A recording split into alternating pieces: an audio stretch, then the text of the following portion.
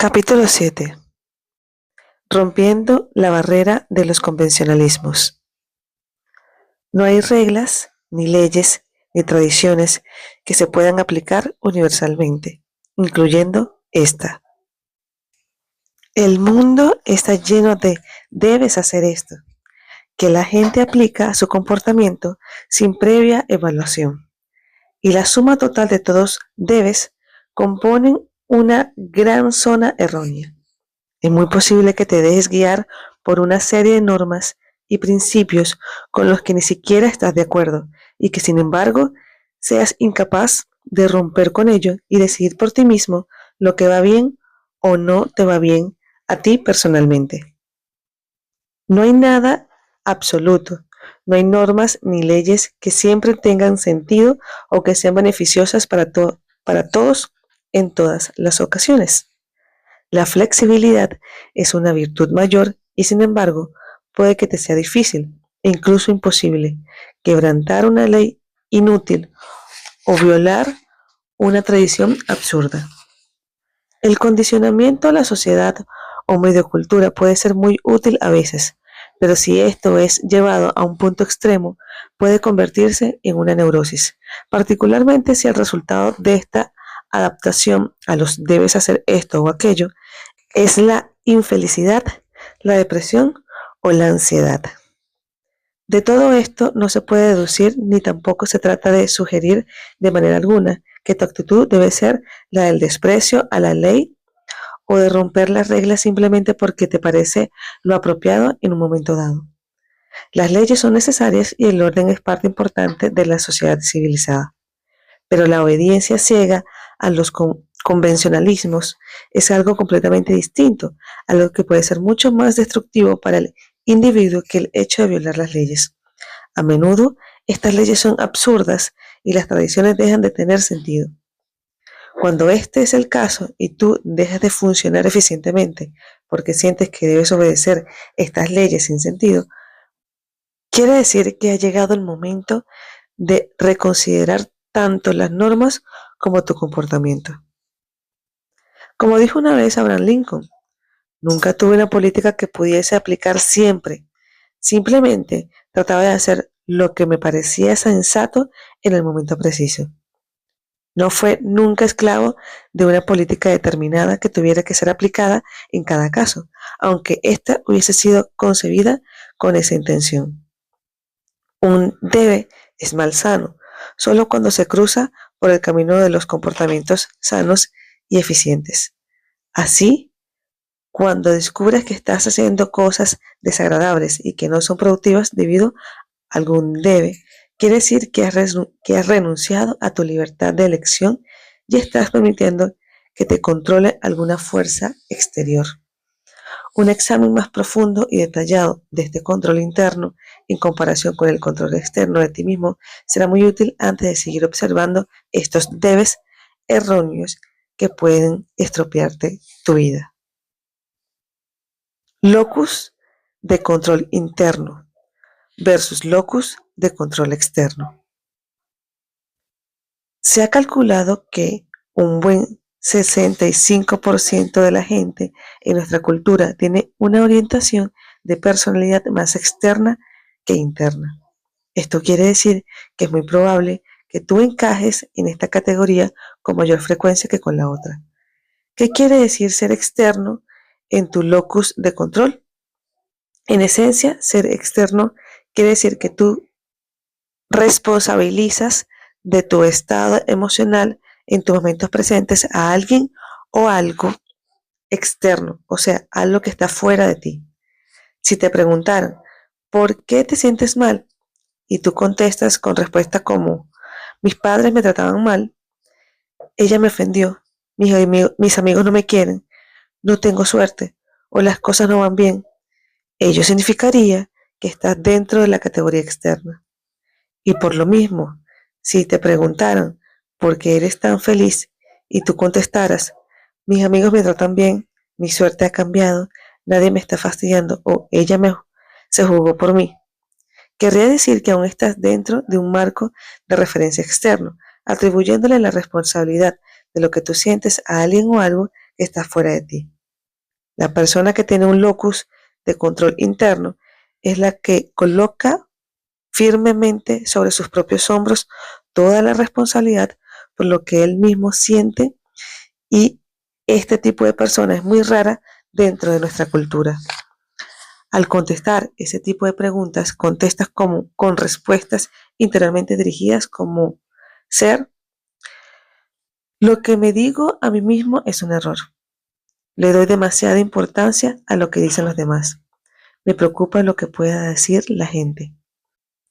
No soy lo suficientemente fuerte para evitar ser desgraciado y no tengo habilidad suficiente para impedir a mí mismo el no ser desdichado.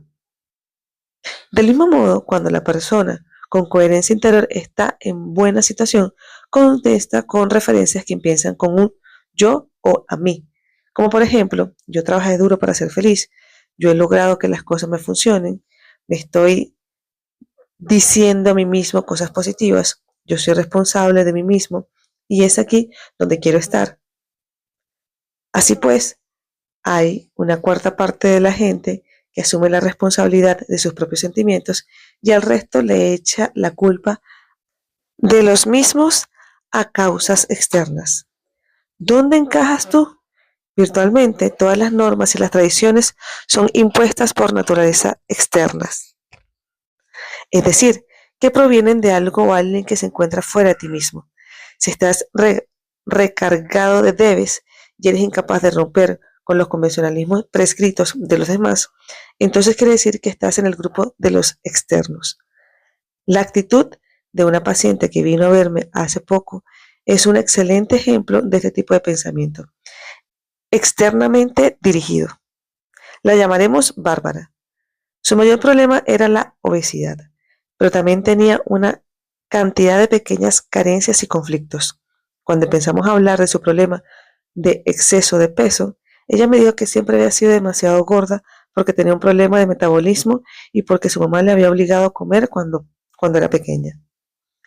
El cuadro de sobrealimentación continuaba en la actualidad, me dijo ella, porque su marido no se preocupaba de ella y sus niños eran muy desconsiderados. Ella lo había probado todo, dijo. Píldoras, una serie de médicos especialistas en dietas, incluso la astrología. El tratamiento conmigo de psicoterapia sería su última tentativa. Si yo no lograba hacerla perder peso, me dijo, nadie lo lograría. Tal como Bárbara continuaba su historia y analizaba su propio dilema, no me sorprendió que no pudiera perder aquellos kilos indeseables. Todo y todos conspiraban contra ella: su madre, su marido, sus niños, incluso su propio cuerpo y las estrellas.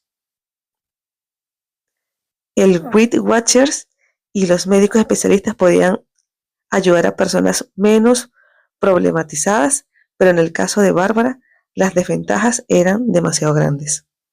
Bárbara era un ejemplo clásico de pensamiento externo. Su madre, su marido, sus hijos y una parte incontrolable de su propio cuerpo eran los responsables de su gordura. Esta nada tenía que ver con sus propias elecciones de comida, de comer demasiado ciertos alimentos y en ciertos momentos. Además, sus tentativas para aliviar esta situación eran dirigidas hacia el exterior, así como también lo eran sus percepciones del problema en sí. En vez de reconocer que era ella la que había elegido comer demasiado en el pasado y que tendría que aprender a hacer nuevas elecciones si querría perder peso, Bárbara recurría a otra gente u otras cosas, las convenciones aceptadas por la sociedad para los casos de necesidad de pérdida de peso. Cuando todos sus amigos optaron por ir al Weight Watcher, Bárbara fue también. Cada vez que uno de sus amigos descubría un nuevo médico especialista en problemas de obesidad, Bárbara era la primera en acudir a él para pedirle ayuda. A cabo de varias semanas de tratamientos, Bárbara empezó a reconocer que su infelicidad y sus problemas eran producto de sus propias elecciones y no de las actitudes de los demás.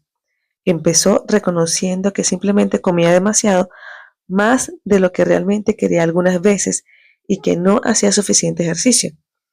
Como primera medida, decidió cambiar sus hábitos alimenticios exclusivamente con autodisciplina. Aprendió que podía manipular su propia mente y eligió hacerlo. Decidió que la próxima vez que tuviera hambre, se gratificaría a sí misma con pensamientos sobre su propia fuerza interior en vez de comerse una galleta. En vez de echarles la culpa a su marido e hijos por comer demasiado, impulsada a ello por lo mal que la trataban, empezó a ver que se había estado haciendo la mártir durante años, implorándoles virtualmente para que la explotaran. Desde que Bárbara empezó a exigir que la trataran bien, descubrió que su familia estaba deseando hacerlo, y en vez de buscar consuelo de la comida, encontró gratificación y plenitud en relaciones basadas en amor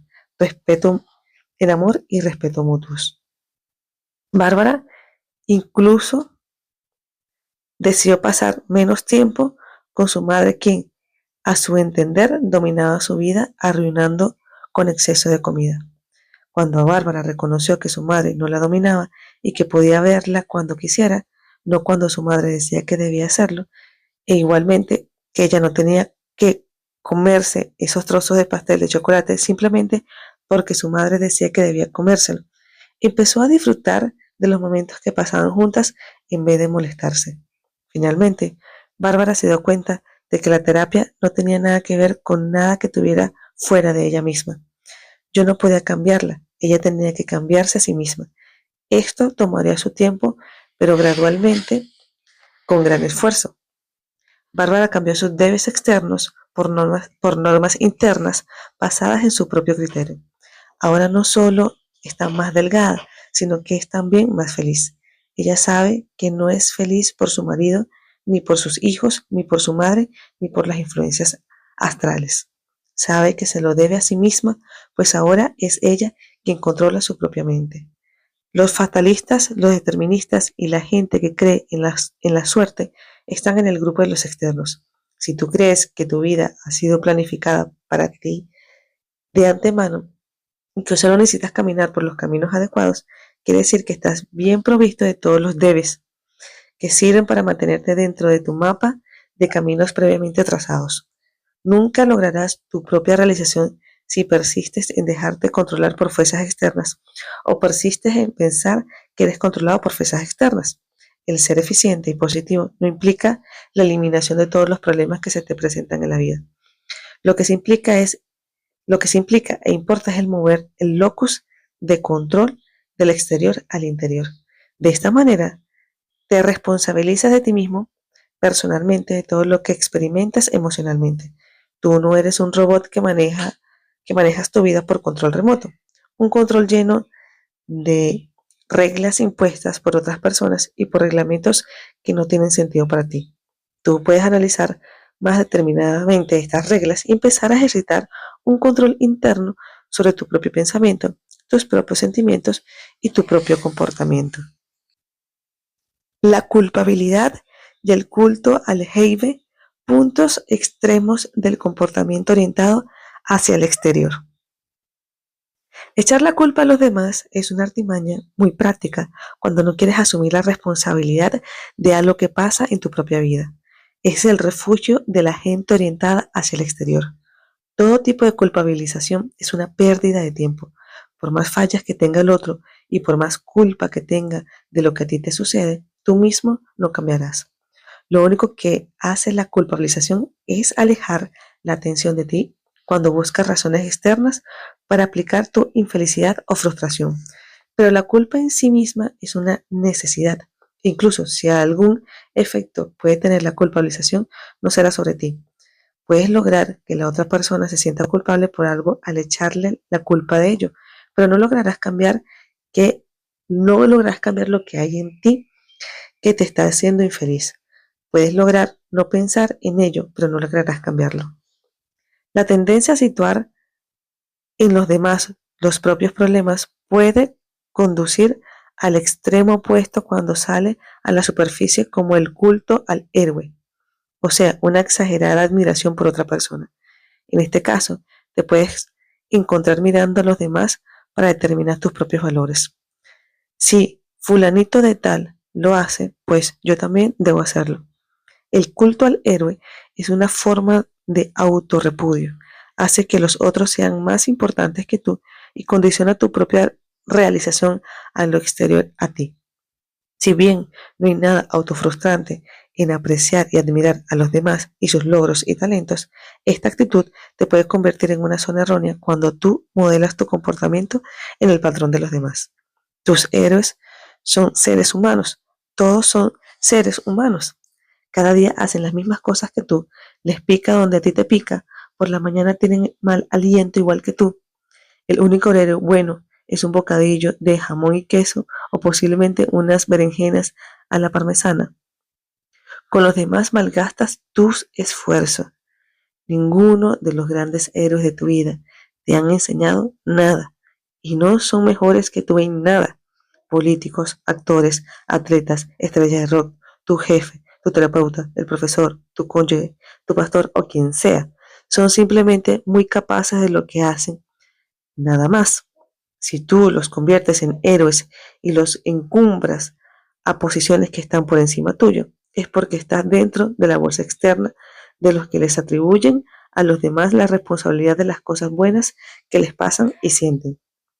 Si en un extremo echas la culpa a los demás y por el otro practicas el culto al héroe, quiere decir que te encuentras situado en alguna parte de la línea que podríamos llamar la línea del enfocar en los demás. Te estás portando como un tonto si buscas fuera de ti mismo la explicación de cómo te debes sentir o qué cosas debes hacer. Darte el crédito de lo que haces y asumir su responsabilidad representa dar el primer paso para eliminar esta zona errónea. Sé tú mismo tu propio héroe. Cuando logres salir del comportamiento culpabilizador o del culto al héroe, entonces empezarás a trasladarte del lado exterior del andamio al interior. Y en el lado interior no existen debes universales, ni para ti ni para los otros. La trampa de lo correcto contra lo incorrecto. En este caso, la cuestión de lo correcto contra lo incorrecto no tiene nada que ver con la religión ni con planteamientos filosóficos o morales de un bien o un mal a priorístico. Es ese un tema que debe discutirse en otro contexto. Aquí lo que importa eres tú, el tema de la discusión eres tú y cómo tus conceptos del bien y del mal se interponen en tu propia felicidad. Tus bien y mal son tus debes universales. Quizás has adoptado posturas no sanas, como por ejemplo que lo correcto incluye lo bueno y lo justo, mientras que lo incorrecto es malo e injusto. Esto es una tontería. El bien y el mal en este sentido no existen. La palabra incorrecta implica una seguridad, una garantía de que si haces algo de cierta manera, el resultado será necesariamente positivo. Pero no hay garantías. Puedes empezar a pensar en el sentido de que cualquier decisión que tomes puede traerte algo diferente o más efectivo o legal, pero en el momento en que empieza a ser una cuestión de bien contra el mal, caes en la trampa de yo siempre tengo que hacerlo bien o tener razón, y cuando no me va bien en las cosas o no me va bien con la gente, me deprimo y soy infeliz. Quizás parte de la necesidad de encontrar la respuesta apropiada tenga que ver con la búsqueda de la seguridad que tratamos en el capítulo sobre el miedo a lo desconocido. Esta puede ser una parte de tu tendencia general a dicotomizar o a dividir el mundo ordenadamente en extremos como blanco, negro, sí, no, bueno, malo y bien, mal. Son pocas las cosas que caben dentro de estas categorías y la mayoría de la gente inteligente ambula por zonas grises, posándose rara vez en la zona blanca o en la negra. Esta proclividad a tener la razón y a estar bien es muy evidente en el matrimonio y en otras relaciones adultas. Las discusiones se convierten casi inevitablemente en competiciones que dan como resultado que uno de los involucrados tenga la razón y sea el correcto y el otro esté equivocado y sea incorrecto. Es muy común escuchar frases como tú siempre crees que tienes la razón o Nunca encontrarás que estás equivocado, pero aquí no se trata de razón o sin razón, de bien o mal. Las personas son diferentes y ven las cosas desde perspectivas diferentes. Si una persona tiene forzosamente que tener la razón, el único resultado posible de su relación con los demás es de crisis o ruptura de la comunicación. La única manera de salirse de esta trampa es dejar de pensar de esa manera errónea de bien contra el mal. Como le expliqué a Clifford, que discutía a diario sobre todos los temas posibles con su mujer. En vez de tratar de convencer a tu mujer de lo equivocada que está, ¿por qué no conversas simplemente sobre temas que no impliquen debes de parte de ella o que esté de acuerdo contigo desde tu punto de vista? Si le permites ser diferente a ti, eliminarás las discusiones incesantes en las que porfiadamente, vale decir frustradamente, pretendes tener la razón. Clifford logró deshacerse de esta necesidad neurótica y al mismo tiempo el amor y la comunicación volvieron a su matrimonio. Todos los bien y los mal de cualquier índole representan otros tantos debes de una u otra especie y los debes se entrometen en tu camino, especialmente cuando entran en conflicto con las necesidades de las demás personas de tener los suyos también. La indecisión como factor desencadenante del pensamiento en términos de bien y mal. Una vez le pregunté a un paciente si le costaba tomar decisiones y él dijo, bueno, sí y no. Quizás a ti te guste tomar decisiones incluso para asuntos triviales. Esta es una consecuencia directa de la tendencia a dividir las cosas en categorías de bien y de mal. La indecisión proviene de querer tener razón, de hacerlo bien, y el posponer la elección te impide enfrentarte con la ansiedad que escoges sentir cada vez que te equivocas. Cuando hayas logrado eliminar el bien y el mal, lo correcto y lo incorrecto en cada decisión, porque el tener razón o estar bien implica una garantía, entonces te será facilísimo tomar decisiones. Si estás tratando de decidir en qué universidad irás a estudiar, corres el riesgo de quedarte inmovilizado para siempre, incluso después de haber tomado la decisión, porque quizás no era la correcta. Más bien, optas por no hay universidades perfectas. Si escojo A, tales serán las consecuencias más probables, mientras que B posiblemente me brindará estas otras. Ninguna de las dos es la justa, la perfecta, simplemente es una distinta a la otra y ninguna de las dos te ofrece garantías totales, como tampoco si la elección está entre A, B o Z. Igualmente, puedes disminuir la tendencia neurótica a la decisión pensando que los posibles resultados no serán ni buenos ni malos, ni correctos o incorrectos, ni siquiera mejores o peores. Simplemente serán diferentes. Si te compras este vestido que te gusta, es así como te verás. Lo que solo es diferente de no mejor que al ponerte ese otro vestido. Cuando logres abandonar estos equivocados y autodestructivos bien y mal, te darás cuenta de que tomar una decisión es simplemente una cuestión de pensar cuáles son las consecuencias que prefieres en un momento presente determinado.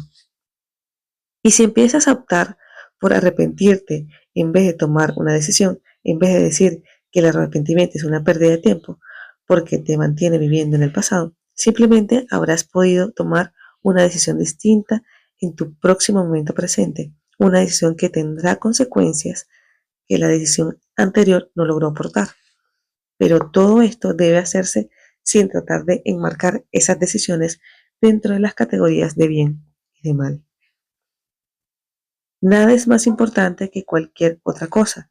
El niño que en la playa recoge conchas de mar para su colección no hace nada ni mejor ni peor que lo que hace el presidente de General Motors cuando toma una decisión importante para la marcha de la compañía. Son cosas diferentes y nada más. Tal vez creas que las ideas equivocadas son malas y que no deben expresar mientras que se deben apoyar y alentar las ideas que se consideren buenas o correctas. Tal vez con tus amigos, con tu cónyuge o con tus niños digas, si algo no se expresa correctamente o no se hace bien, no vale la pena expresarlo o hacerlo. Pero es aquí donde acecha el peligro. Esta actitud autoritaria puede conducir a la formación de un Estado totalitario cuando alcanza proporciones nacionales e internacionales. ¿Quién decide lo que está bien? Esta es la pregunta que nunca se puede contestar satisfactoriamente.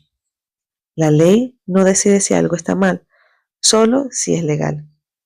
Hace más de un siglo, John Stuart Mill, en On Liberty, sobre la libertad, declaró, nunca podemos estar seguros de que la opinión que tratamos de acallar sea una opinión falsa. Y si estuviéramos seguros, también sería incorrecto acallarla. Tu eficiencia no se mide por tu capacidad de elección. La manera en que te manejas emocionalmente después de haber hecho cualquier elección es el mejor barómetro de tu entereza en el movimiento presente, ya que una elección apropiada implica esos debes que estás tratando de eliminar. El pensar de una manera nueva será útil en dos sentidos. Uno, eliminarás esos debes inútiles y te convertirás en una persona más volcada hacia el interior. Y dos, encontrarás que es menos dificultoso tomar decisiones sin esas categorías erróneas de bien y de mal. La insensatez de los debes y deberías. Albert Ellis acuñó una palabra muy precisa para asignar la tendencia de incorporar los debes a tu vida. Es la deberización. Deberizas siempre que actúas como sientes que debes hacerlo, aunque prefieras otra forma de comportamiento.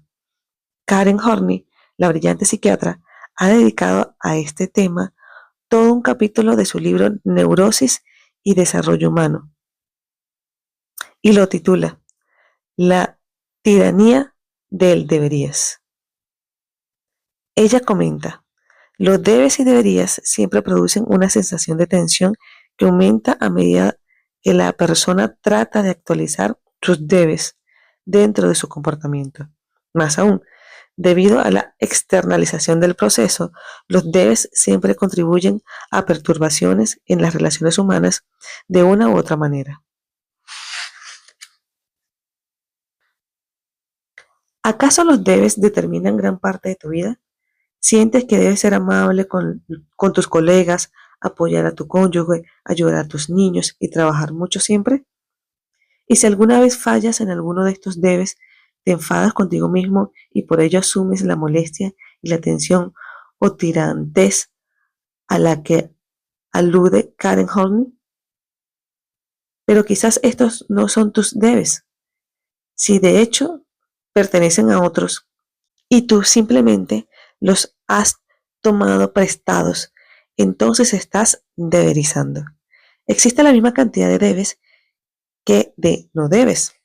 Estos incluyen los no debes ser grosero, tonto, necio, infantil, lascivo, sombrío, agresivo, malhumorado y muchos más. Pero no tienes que deberizarte, nunca jamás. No pasa nada si no guardas la postura o no entiendes. Te es permitido no tener dignidad si así lo escoges. Nadie te está llevando la cuenta ni nadie te va a castigar por no ser algo que otra persona dijo que debería ser. Por lo demás, nunca puedes ser nada que no quieras ser todo el tiempo. Simplemente no es posible. O sea que cualquier debe te producirá tensión puesto que no podrías realizar tus expectativas erróneas. Lo que produce tensión no es tu comportamiento indiscreto, indigno, intolerante o lo que sea, sino la posesión de los debes. La etiqueta como un debes. La etiqueta es un buen ejemplo de enculturización inútil y malsana. Piensa en todas estas pequeñas normas absurdas que te han impulsado a aceptar simplemente porque unos especialistas en buenos modales así lo decidieron. Como el pollo de esta manera. Espere siempre a que la anfitriona empiece a comer antes de empezar. Al hacer las presentaciones, presente el hombre a la mujer y no al revés. En las bodas, siéntese en tal sitio determinado en la iglesia. Dé tal propina. Vístase así. Exprésase de tal manera. No se consulte a sí mismo. Búsquelo en el libro. Si bien los buenos modales son muy convenientes, significan consideración por la demás gente, pero el 90% de todas las normas de etiqueta en realidad son reglas sin sentido que fueron pensadas arbitrariamente en un momento dado. No existe una manera apropiada para ti, solo lo que tú decides es lo apropiado para ti, siempre que no lo compliques las cosas a los demás o se las dificultes. Puedes ser tú quien escoja cómo vas a presentar a la gente, qué propina vas a dar, qué es lo que te vas a poner, cómo te vas a hablar, dónde te vas a sentar, cómo vas a comer, basándote estrictamente en lo que tú quieras. Cada vez que caigas en la trampa del cómo debo vestir para esta ocasión o cómo tendré que hacerlo, estarás cediendo una parte de ti mismo. Yo no trato aquí de impulsarte a ser un rebelde social, ya que esa sería una de las formas de búsqueda de aprobación por medio de un comportamiento inconformista. Estoy tratando más bien de pedirte que el desarrollo cotidiano de tu vida sea dirigido y orientado por ti mismo y no por los demás. Ser leal a ti mismo quiere decir que no tienes necesidad de un sistema exterior de apoyo. La obediencia ciega a las normas y las reglas. Algunos de los comportamientos humanos más despreciables de que se tenga conocimiento tuvieron como pretexto la obediencia a órdenes superiores. Los nazis ejecutaron a 6 millones de judíos y asesinaron y maltrataron a varios otros millones de ellos porque así lo mandaba la ley. Más tarde, después de la guerra, la responsabilidad por estos actos de barbarismo fue siendo trasladada rápidamente hacia la cúspide de la jerarquía del poder nazi hasta llegar al punto en que en toda Alemania la única gente en la que se podía achacar estos horribles crímenes eran Hitler y sus principales secuaces. Todos los demás, simplemente habían obedecido las órdenes de la ley del Tercer Reich. En Suffolk, Nueva York, un portavoz del distrito explicó hace no mucho tiempo por qué la gente a la que equivocadamente se le había cobrado más en el rubro de impuestos a la propiedad no podría recuperar su dinero. La ley dice que las facturas de impuestos pasados no deben ser revaluados después de que se han pagado. Esa es la ley. Yo no puedo evitarlo. Yo estoy aquí, en este cargo, para hacer cumplir la ley, no para interpretarla. Realmente, en otro tiempo y en otro lugar, este señor hubiera sido un excelente verdugo. Pero ya conoces el refrán, los oyes todos los días. No piensas, simplemente obedecen los reglamentos incluso si son absurdos. La mayoría de las normas que se imponen en las piscinas públicas, canchas de tenis y otros sitios públicos por el estilo no tienen sentido. Hace poco, una tarde que hacía mucho calor, le pregunté a un grupo de niños que estaban sentados alrededor de una piscina, obviamente deseando bañarse, por qué se quedaban en el borde de la piscina si no había nadie. Me contestaron que estaba reservada para los adultos entre las 6 y las 8. Tal era el reglamento, y a pesar del hecho de que en ese momento no había ningún adulto que quisiera bañarse, el reglamento que les prohibía usarla seguía en vigor. Simplemente se trataba de la obediencia ciega a los reglamentos que en esos momentos no tienen razón lógica, sin flexibilidad, sin la posibilidad o habilidad para cambiarlos cuando las circunstancias lo justificaron. Cuando yo los animé a que trataran de modificar el reglamento, recibí una llamada de la dirección diciendo que yo estaba fomentando una insurrección. Uno de los mejores ejemplos de este tipo de acatamiento ciego a los reglamentos, por más tonto que sean, puede encontrarse en la vida castrense. Un colega mío relata un ejemplo excelente de este tipo de mentalidad. Cuando estuvo de servicio en las Fuerzas Armadas en Guam, en el Pacífico Sur, le llamó mucho la atención la facilidad y voluntad en que muchos de los soldados y oficiales cumplen muchos reglamentos absurdos. En el recinto donde llevaban a cabo las funciones de cine al aire libre, había una zona bajo techo con bancos rojos reservada a los oficiales. Durante las sesiones de medianoche, a las que nunca iban los oficiales, había siempre un soldado de guardia para vigilar que nadie se sentara en esos bancos rojos. Toda la noche se ponían a ver grupos de soldados sentados a la intemperie, a veces mojándose bajo la lluvia, mientras que uno de sus compañeros vigilaba los bancos rojos vacíos para garantizar el cumplimiento de esta regla. Cuando mi colega preguntó por qué se mantenía esa absurda política, recibió la respuesta de siempre: yo no he hecho las reglas, yo solo me ocupo de que se cumplan. Hermann Hesse dijo en Demian: los que son demasiado perezosos o comodones como para pensar por sí mismos y ser propios jueces obedecen las leyes. Otros sienten sus propias leyes dentro de ellos mismos. Estas le prohíben cosas que cualquier hombre honesto haría cualquier día del año y les permiten otras cosas que suelen considerarse despreciables. Cada persona debe pararse sobre sus propios pies. Tu destino será vivir una vida de servidumbre emocional si tienes que acatar las leyes y las reglas todo el tiempo. Pero nuestra cultura nos enseña que es malo desobedecer, que no debes hacer nada que vaya en contra de los reglamentos. Lo importante es determinar por ti mismo cuáles son las normas que funcionan y cuáles pueden romperse sin perjudicar a los demás ni a ti. El rebelarse por rebelarse no produce beneficios, pero son muchas las recompensas que se derivan de ser tu propia persona, tú mismo, y de vivir tu vida de acuerdo a tus propias normas. Sobre la conveniencia de negarte a conseguir las tradiciones y aceptar la enculturización cuando éstas tienen un efecto negativo sobre tu persona. El progreso, tanto el tuyo propio como el del mundo, depende de la gente irracional y no de la gente que se adapta a la sociedad y acepta todo lo que se pone en su camino.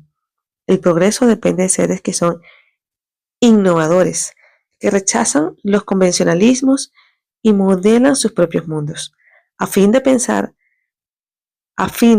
de la aceptación a la acción.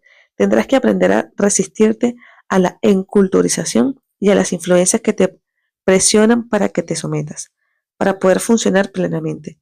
La resistencia a la enculturización es una condición casi indispensable.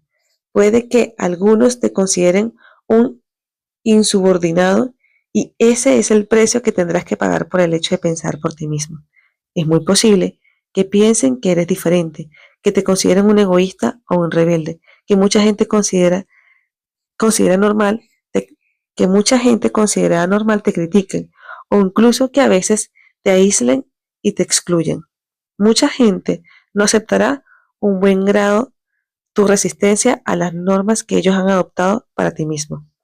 Tendrás que oír el viejo argumento: ¿qué pasaría si toda la gente decidiera obedecer únicamente lo que se les antoje? ¿Qué sociedad tendríamos entonces? La contestación a esto, muy simple por cierto, es que la mayor parte de la gente no lo hará. La propensión de la gente a confiar en apoyos externos y en debes impuestos prohíbe este tipo de actitud generalizada. Lo que aquí discutimos no tiene nada que ver con la anarquía. Nadie quiere destruir a la sociedad, pero muchos de nosotros quisiéramos darle al individuo más libertad dentro de ella, liberarla de debes sin sentido y de tontos deberías. Incluso la ley y reglas más sensatas no son aplicables en todo tipo de circunstancias. Lo que estamos tratando de lograr es la posibilidad de elección esto es la posibilidad de liberarse de la mentalidad servil que impulsa a acomodarse constantemente a los debes. Uno no tiene que ser siempre como espera que uno sea el ambiente cultural que nos rodea. Si tú eres así y te sientes incapaz de ser de otra manera, quiere decir que eres de veras un seguidor, uno de los del rebaño que permite que los demás determinen su camino. Vivir tu propia vida implica flexibilidad y repetidas evaluaciones personales acerca del funcionamiento apropiado de las normas en algún momento presente específico. Es cierto que a menudo es más fácil seguir, más fácil hacer seriamente lo que te mandan, pero cuando te das cuenta de que la ley está para servirte a ti y no para hacer de ti un sirviente, entonces podrás empezar a eliminar el comportamiento deberizador. Si quieres aprender a oponer resistencias a la enculturización, tendrás que aprender a ignorar muchas cosas. Otros seguirán eligiendo obedecer aunque esto les perjudique, y tú tendrás que aprender a respetar su elección sin irritarte. Una de mis colegas estaba en la Marina, de servicio en un acorazado portaaviones estacionado en San Francisco en la época en la que el presidente Eisenhower estaba en una gira política por el norte de California. Se ordenó a la tripulación que formara de manera tal que desde el helicóptero donde viajaba el presidente se pudiera leer la frase "Hi" como mensaje de saludo.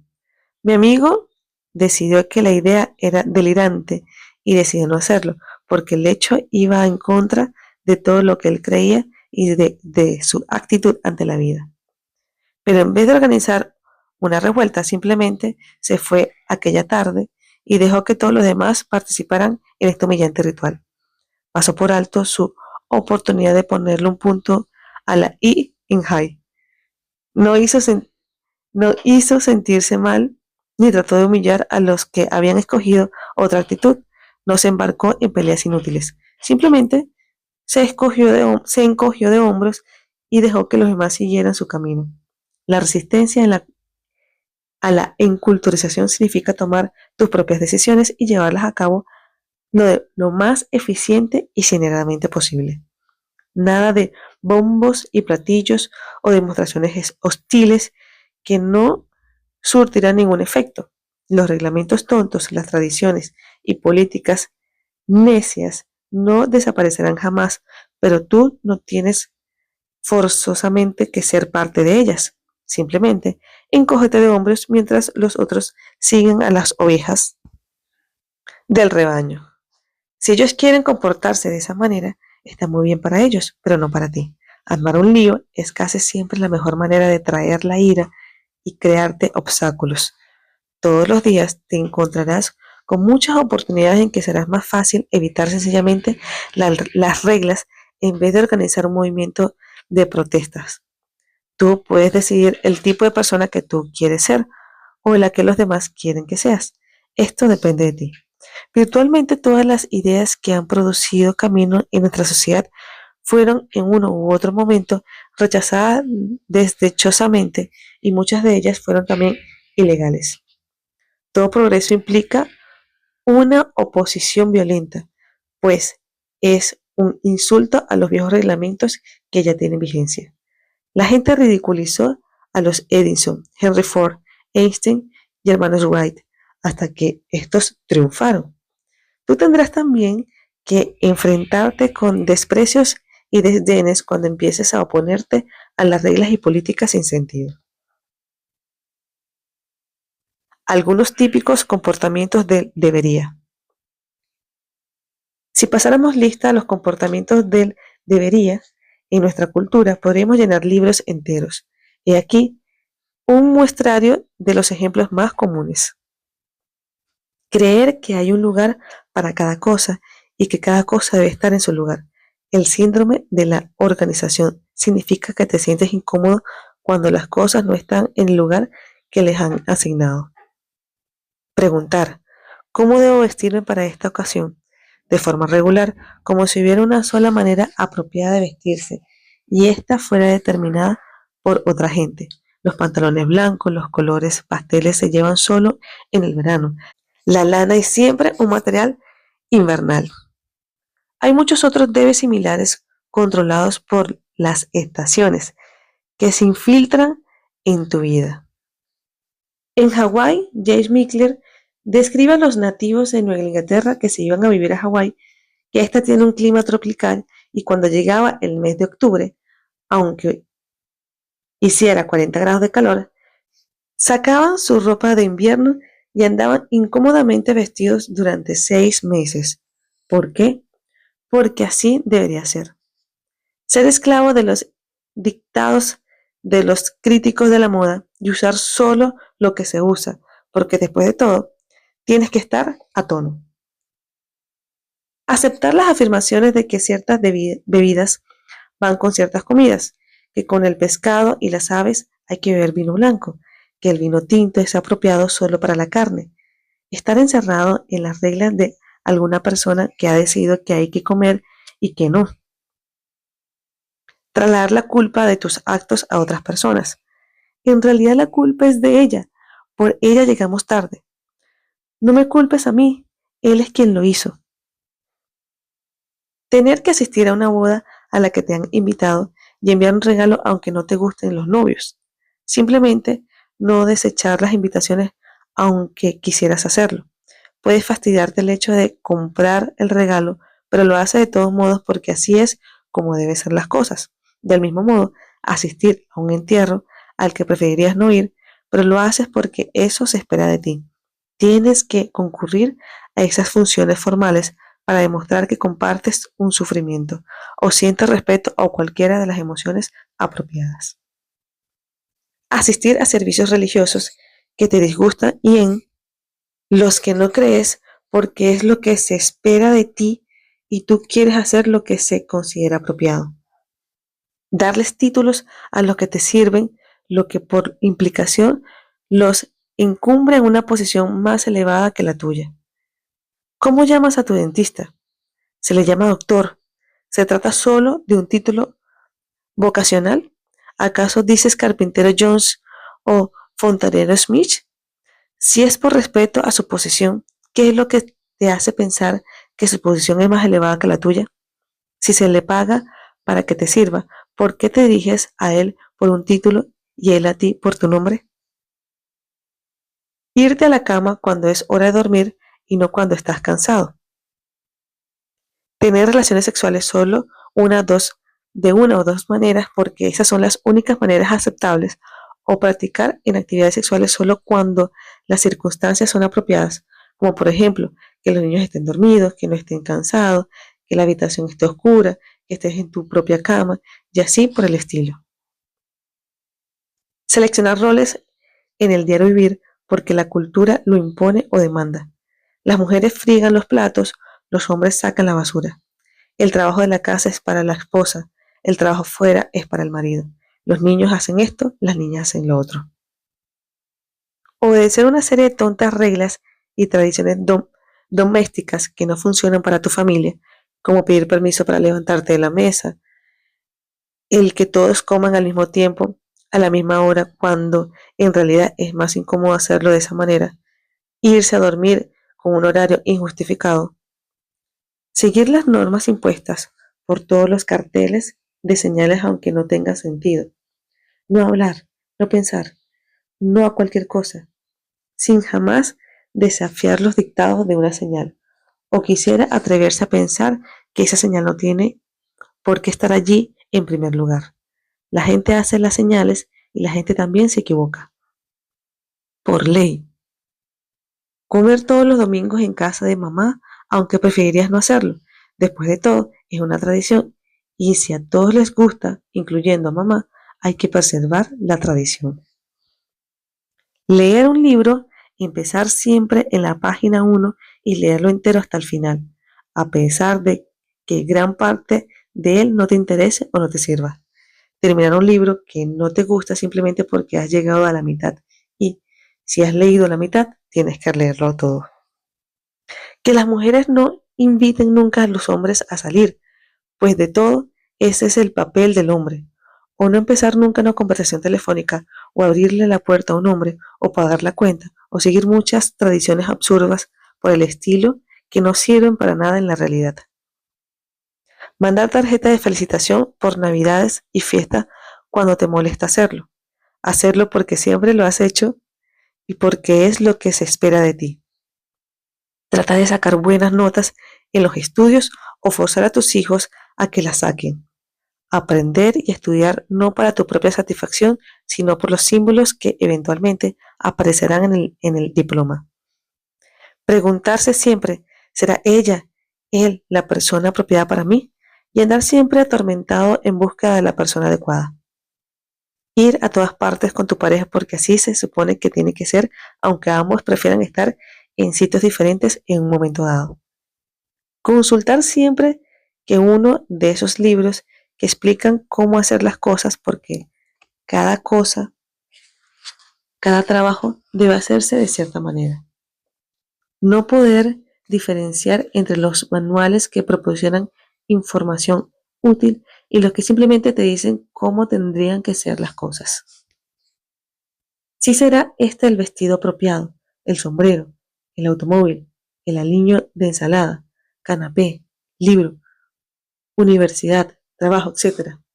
Buscar siempre ansiosamente el elemento apropiado, cayendo atrapado en una bolsa de indecisión y duda. Darle mayor importancia a las recompensas, títulos, honores y a todos los emblemas honoríficos que a tu propia evaluación de lo que has logrado y haces. Decir, yo no podría ser nunca tan grande como aplaudir en un teatro cuando no te gustó la función. Dar propina cuando has sido mal atendido. Comportamiento del tipo de los fanáticos del deporte, enloqueciéndote por el triunfo o fracaso de tu equipo favorito y vivir como de prestado a través de los logros y falta de logros de los atletas. Una ojeada a alguna de las retribuciones más comunes de la deberización. Algunas de las razones que tienes para aferrarte a tus deberías van detalladas más abajo. Estas retribuciones o compensaciones, como todas las que brindan las zonas erróneas, fundamentalmente son autodestructivas, pero también es cierto que constituyen en sí mismas un cierto tipo de sistema de apoyo. Comenzamos. Puedes disfrutar el hecho de ser un buen chico o una buena chica cuando aceptas todos los deberías. Puedes darte palmaditas en la espalda a ti mismo por ser obediente. Este dividendo es agresivo, ya que por su intermedio regresas a un periodo anterior de desarrollo cuando se te recompensaba con unas buenas dosis de aprobación cada vez que te portabas bien, lo que significaba depender de que otra persona establezca tus normas de conducta. Tu sumisión y obediencia al deberías exterior te permite atribuirle toda la responsabilidad de tu inacción al deberías en vez de asumirla tú mismo. Mientras el debería sea la razón fundamental de lo que eres o no eres, podrás evitar los riesgos que implica el confiar en ti mismo para cambiar. Así pues, tus deberías evitan tu crecimiento. Por ejemplo, Marjorie tiene un debería en su cabeza, el que las relaciones sexuales prematrimoniales son tabú. Ella tiene 34 años y hasta la fecha nunca ha tenido una experiencia sexual debido a este tabú impuesto desde el exterior. Pero Marjorie no tiene paz interior. A ella le gustaría tener una relación sexual y se siente muy insatisfecha consigo misma al respecto. Más aún, es muy posible que Marjorie no llegue a casarse nunca y su debería, en este caso no deberías, le impedirá participar en actividades sexuales durante toda su vida. Cuando se le enfrenta con esta posibilidad, se estremece y sin embargo su no deberías sigue allí. Las actitudes de Marjorie están marcadas por su debería. Ni siquiera puede pasar la noche en la misma casa que su acompañante por miedo a la crítica de la gente. Así, constantemente, tiene que incomodarse volviendo a la casa de su mamá por la noche por la culpa de sus deberías. Aferrándose a este tabú, evita el riesgo de probarse a sí misma en una relación de tipo sexual que la asusta, pero su respuesta es siempre: no debo hacerlo. Está claro que sus deberías actúan en contra de su felicidad. Tus deberías te permiten maniobrar a los demás. Al decirle a un tercero que las cosas deben hacerse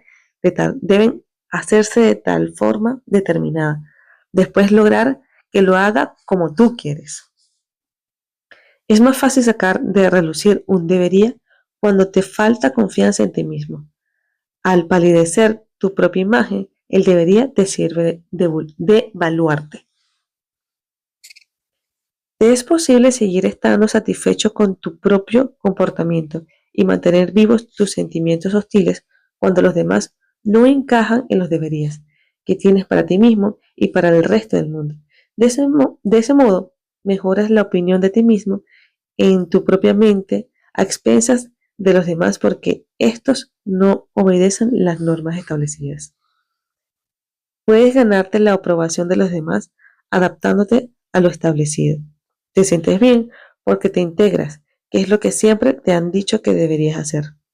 La vieja ansiedad de búsqueda de aprobación aparece aquí también. Mientras tus pensamientos estén enfocados en los demás y mientras vivas a través de tus éxitos y fracasos, no tendrás que trabajar contigo mismo. El tener héroes puede reforzar la pobre opinión que tienes de ti mismo y permitirte evitar los esfuerzos de elaborar tu personalidad. Mientras los responsables de tus buenos momentos sean los héroes y también de los malos, no hay razón para que seas tú quien asuma las responsabilidades.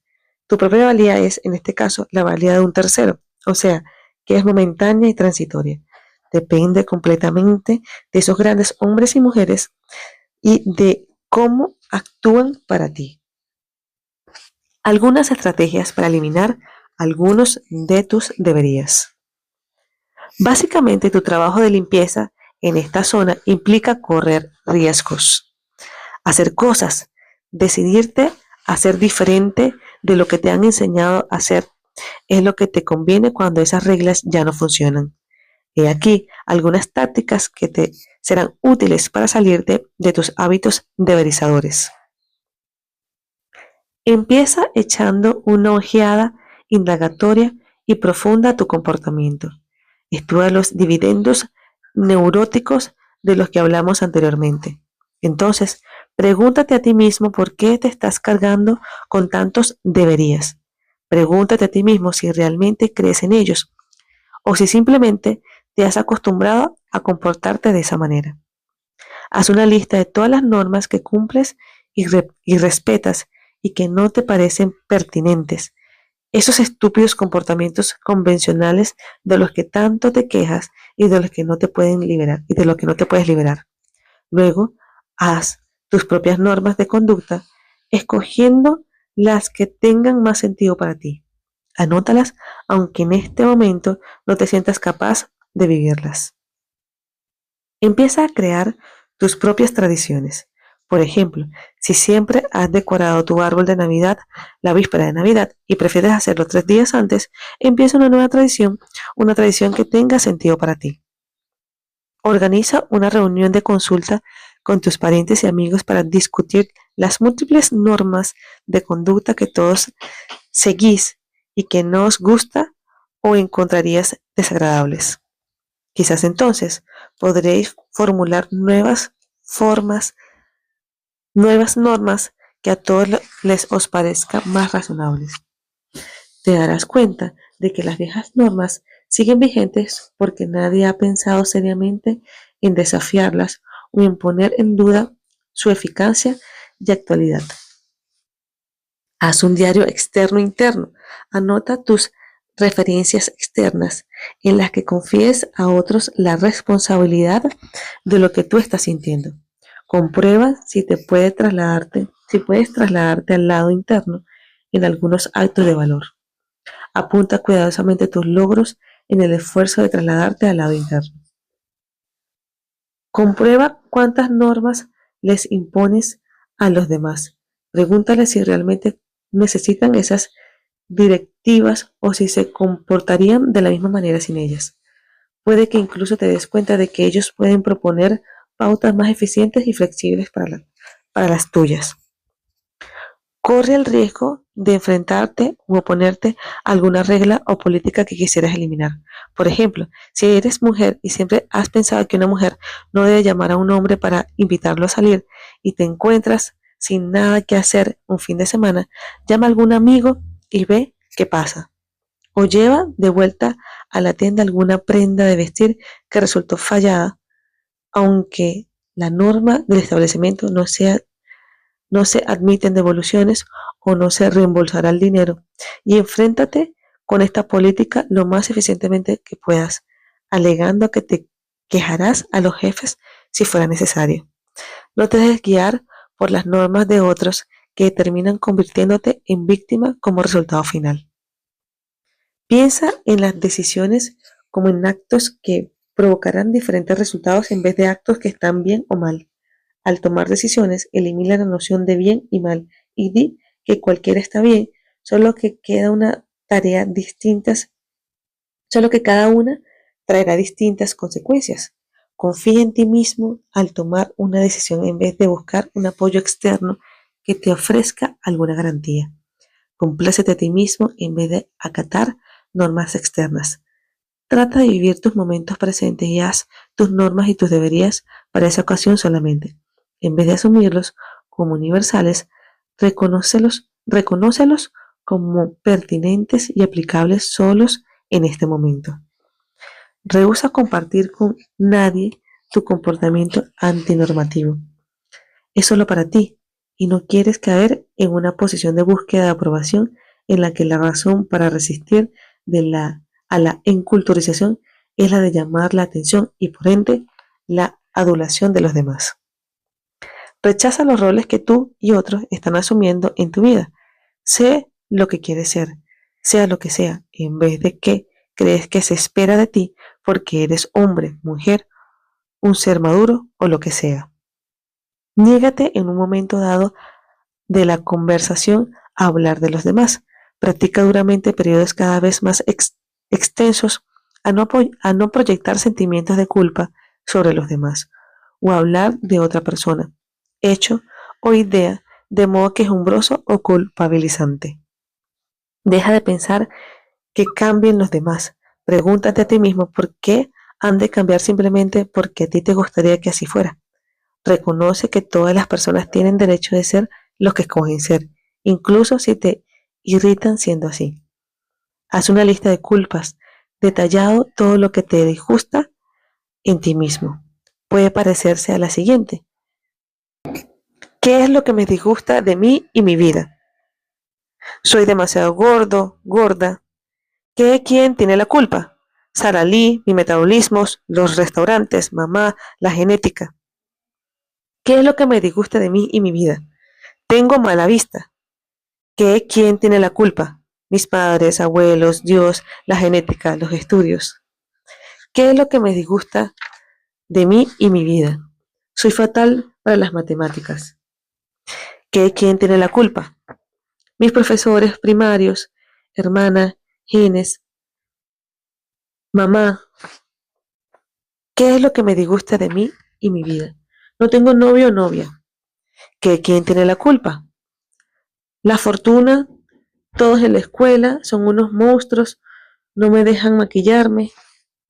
¿Qué es lo que me disgusta de mí y mi vida? Soy demasiado alto, demasiado desgraciado. ¿Quién tiene la culpa? Los genes, Dios, mamá, la situación económica, el divorcio, mis hijos me odian, mi mala salud. ¿Qué es lo que me disgusta de mí y mi vida? Mi pecho es demasiado pequeño. ¿Quién tiene la culpa? Mamá, la genética, los genes, nutrición deficiente de pequeña, Dios, el diablo. ¿Qué es lo que me disgusta de mí y mi vida? El color de mi pelo. ¿Quién tiene la culpa? Elena Rebunstein, los genes, mis amigas, el sol. ¿Qué es lo que me disgusta de mí y mi vida? La situación mundial me preocupa. ¿Quién tiene la culpa? Los presidentes, Ford, Nixon, Johnson, etc., el comunismo, la humanidad. ¿Qué es lo que me disgusta de mí y mi vida? Mis vecinos son odiosos. ¿Quién tiene la culpa? El vecindario, esta calaña de gente, las normativas del barrio. ¿Qué es lo que me disgusta? Mis fracasos en el tenis. ¿Quién tiene la culpa? El viento, el sol, la red está demasiado baja, alta, me distraen, me dan calambres, me duele el brazo, pierna, etc. ¿Qué es lo que me disgusta de mí y mi vida? No me siento bien. ¿Quién tiene la culpa? Mi metabolismo, la regla, mi médico, la comida, el calor, el frío, el viento, la lluvia, el polen, lo que sea. Suma el total de la cuenta de culpas y constata si eres diferente ahora que has repartido cuidadosamente las faltas y la culpa entre la gente y las cosas que son responsables de tus sentimientos. ¿No es eso ya algo?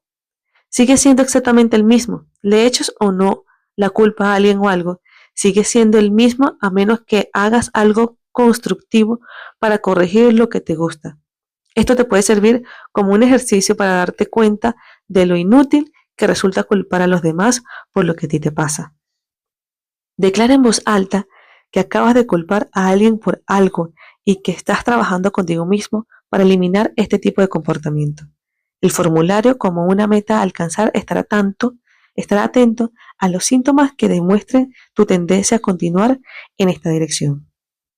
Decide que toda la infelicidad que escoges será el resultado de tu propio esfuerzo y de tu propio comportamiento y nunca el resultado de las acciones de otra persona. Recuérdate a ti mismo constantemente que cualquier infelicidad proviene del exterior. Refuerza tu propia esclavitud, ya que implica que tú no ejerces control sobre ti mismo ni sobre ellos, sino que más bien son ellos los que tienen control sobre ti. Cuando alguien te está culpabilizando, pregúntale amablemente, ¿te gustaría saber si yo quiero oír lo que ahora me estás diciendo?